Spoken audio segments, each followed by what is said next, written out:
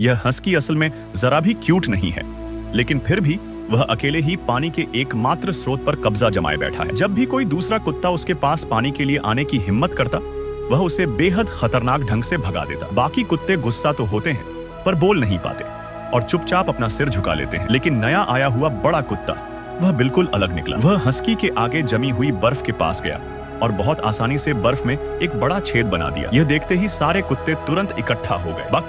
बक भी बिना डर के आया और सबके साथ इस पानी के स्रोत को साझा किया। यह सब देखकर हस्की ने न तो खुद पर विचार किया, बल्कि और भी ज्यादा हदें पार करने लगा। उसने सोचा कि अगर वह दल के सबसे आगे तेज भागेगा तो सब उसी की सुनेंगे। ब्लैक भाई काला आदमी ने यह देखा और जल्दी से दौड़ पड़ा। लेकिन इसी दौरान महिला मालिक की हालत बिगड़ चुकी थी। वह धीरे धीरे बर्फीली झील के भीतर गहराई में डूबने लगी थी। उसी संकट की घड़ी में बक मानो बिजली की तरह कूदा। वह आदमी को पीछे छोड़ते हुए बिना हिचकिचाहट पानी में छलांग लगा देता है। अंधेरे में बक महिला मालिक को अपनी पीठ पर उठाता है और फिर अपने शरीर से बार बार बर्फ को तोड़ने की कोशिश करता है। आखिरकार महिला को वह सुरक्षित बाहर निकाल लेता है।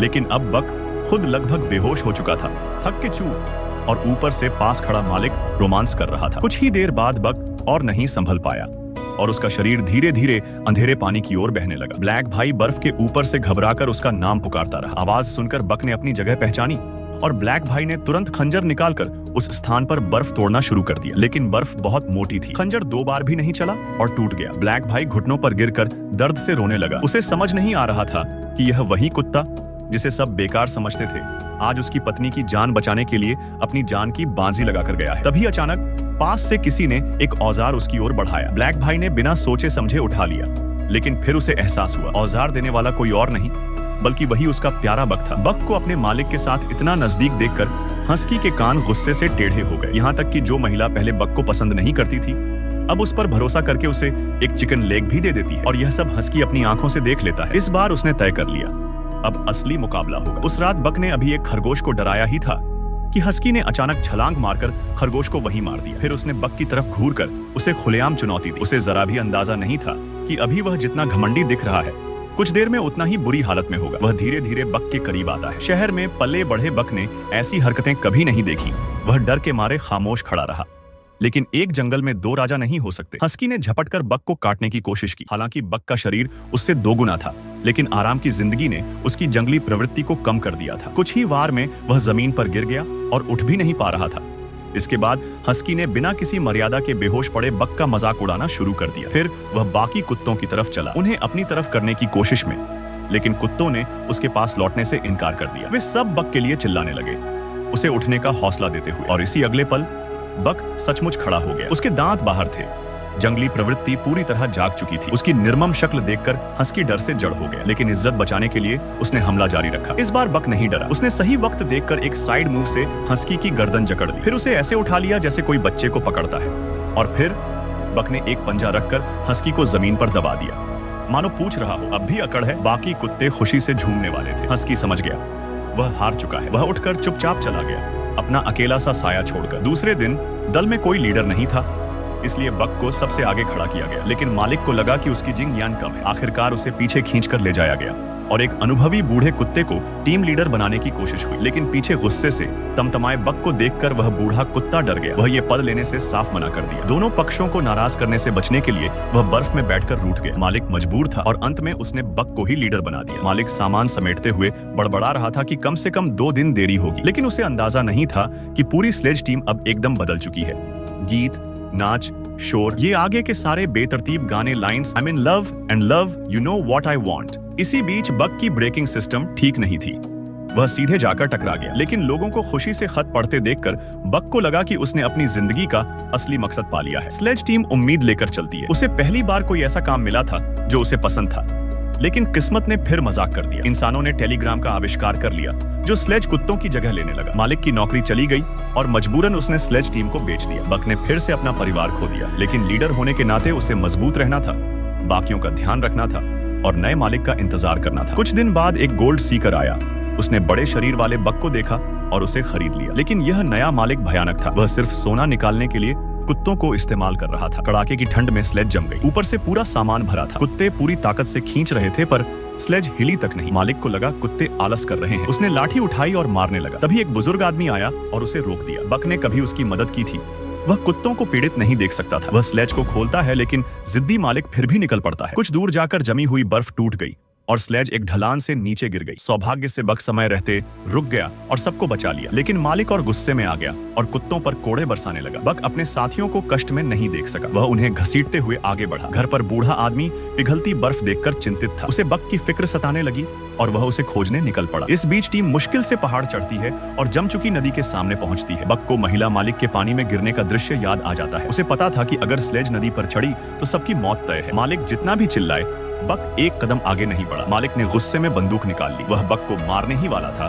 कि तभी बूढ़ा आदमी पहुंच गया और उसने बक की जान बचा ली। बाकी कुत्तों का भाग्य इतना अच्छा नहीं था। जिद्दी मालिक उन्हें लेकर चला गया। वे बक की तरफ मुड़ मुड़कर देखते रहे, जैसे जानते हो कि यह आखिरी मुलाकात है। आखिर वह टीम को एकजुट रखने वाला बक ही था, लेकिन किस्मत क्रूर थी।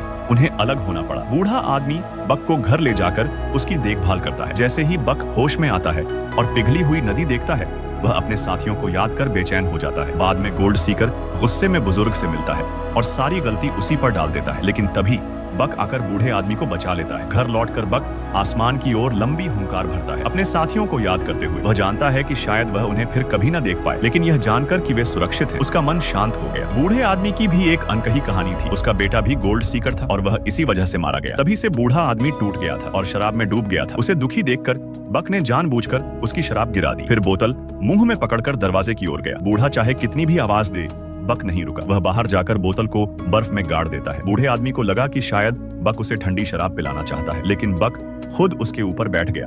कितनी भी कोशिश करो, हटता ही नहीं था। आखिर बूढ़े आदमी ने हार मान ली और उसके पास बैठकर तारों को देखने लगा और अपनी कहानी सुनाने लगा। यही थी बूढ़े आदमी और स्टारबक। बक की कहानी। अगले दिन उसे सब समझ आ गया। उसने जीवन का नया लक्ष्य ढूंढ लिया, अपने बेटे की आखिरी इच्छा पूरी करना, सोने की नदी को ढूंढना। और फिर एक इंसान और एक कुत्ता यात्रा पर निकल पड़े। वे मछलियों के झुंडों से गुजरे और भूख लगने पर उन्हें पकड़कर खा लिया। थक जाते तो साथ साथ सो जाते। बर्फ पिघल चुकी थी।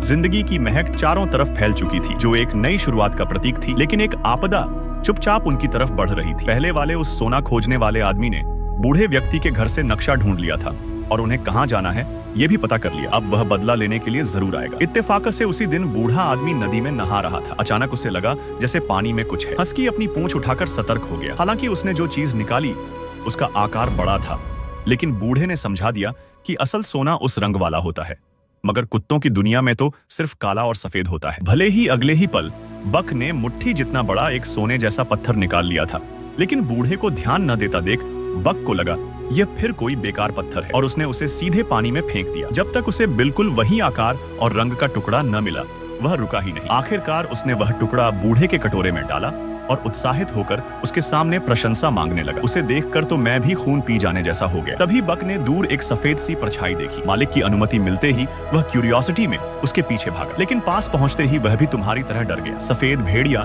धीरे धीरे करीब आ रहा था और बक घबराकर बार बार निगल रहा था। वह इंसानों की तरह हाथ मिलाने की कोशिश करता है, जैसे दोस्ती का संकेत हो, लेकिन भेड़िया क्या जाने यह सब। पहली मुलाकात ऐसे ही ऑकवर्ड तरीके से खत्म हो गई, लेकिन बाद में उसी जैसे पैरों के निशान देख बक समझ गया कि वे एक ही नस्ल के हैं। वापस आकर वह प्लान बनाने लगा। जरा भी रोमांस का अनुभव न होने के कारण उसे पता ही नहीं था कि पहल कैसे की जाती है, इसलिए वह ज्यादातर लव सिम्प की तरह चुपचाप उसकी रक्षा करता रहा। सिर्फ उसकी एक झलक भी बक के दिल की धड़कन तेज कर देती थी, लेकिन सफेद भेड़िए की नजर में बस तिरस्कार था। सच ही है, सिम्प का कोई भविष्य नहीं होता। उधर भेड़ियों का झुंड एक जंगली सुअर का शिकार कर रहा था। बूढ़ा भेड़िया राजा भी हमला करने को तैयार था, लेकिन तभी एक युवा भेड़िया तेज बहाव वाली नदी में गिर गया। साथियों के कुछ करने से पहले पानी का बहाव उसे एक सूखे पेड़ पर ले आया। नीचे गहरी खाई थी। स्थिति बेहद खतरनाक हो गई। भेड़ियों के परेशान होने पर बक समझ गया कि अब उसका वक्त है। अगले ही पल वह बिजली की तरह कूद पड़ा और अपनी जबरदस्त ताकत से पूरा पेड़ का तना उठा लिया। भेड़िया राजा समय पर बच गया। इस बार बक को न सिर्फ सफेद भेड़िए की मान्यता मिली, बल्कि पूरे भेड़िया झुंड की स्वीकृति। उस दिन के बाद बक पूरी तरह झुंड का हिस्सा बन गया। वे साथ में शिकार करते। उधर बूढ़ा आदमी भी आज एक जंगली मुर्गा, कल एक मोटी मछली पकड़ लेता। लेकिन बूढ़े ने नोटिसिंग शुरू कर दिया कि बक भेड़ियों के बीच बहुत खुश है। उसे पता चल गया कि बक को उसका असली घर मिल चुका है, लेकिन उसका अपना घर कहाँ है। आखिरकार उसने फैसला किया कि वह इंसानों की दुनिया में लौट जाएगा, वही उसकी जगह है। रवाना होने से पहले उसने मिले हुए सोने को फिर नदी में फेंक दिया और सिर्फ उतना ही रखा जिससे उसका गुजारा हो सके। बक को जब पता चला कि बूढ़ा आदमी जा रहा है, उसके मन में बहुत दुख हुआ, लेकिन दोनों में से किसी ने भी दूसरे से रुकने की सेल्फिश मांग नहीं की। लेकिन जाने से ठीक एक रात पहले वही सोना खोजने वाला आदमी पहुंच गया। उसे बूढ़े का छोड़ा हुआ नक्शा मिल गया था। दोनों में हाथापाई शुरू हो गई, लेकिन उम्रदराज बूढ़ा भला उसका मुकाबला कर पाता। जल्दी ही उसके पेट में गोली लगी। बूढ़े ने अपनी जेब का सारा सोना उस लालची आदमी पर फेंक दिया, लेकिन उसे तो और चाहिए था। उसने बंदूक तानकर सोने का सही ठिकाना बताने को कहा। तभी बक पहुंच गया। वह झपट कर उसकी बंदूक गिरा देता है, लेकिन आदमी की निरंतर वार करती हुई लकड़ी बक के लिए एक पुराने डर को जगाती है। फिर भी जब वार उसके ऊपर आता है, उसका जंगली स्वभाव हावी हो जाता है। वह दांत से लकड़ी पकड़ लेता है और बिना हिचक उसे आग में धकेल देता है। आदमी चीख भी नहीं पाता और आग में जलकर मर जाता है। लेकिन बूढ़े की चोट बहुत गंभीर थी। बक उसे पीठ पर उठाकर जीते रहने की हिम्मत देता है। फिल्म के अंत में बूढ़ा आदमी इंसानी दुनिया में लौट जाता है और बक की कहानी एक किताब में लिखता है। साल बीतते जाते हैं। भेड़िया झुंड में एक नया राजा जन्म लेता है। वह एक कुत्ता है, लेकिन दुनिया का इकलौता भेड़िया राजा, और उसी ने एक नई प्रजाति को जन्म दिया।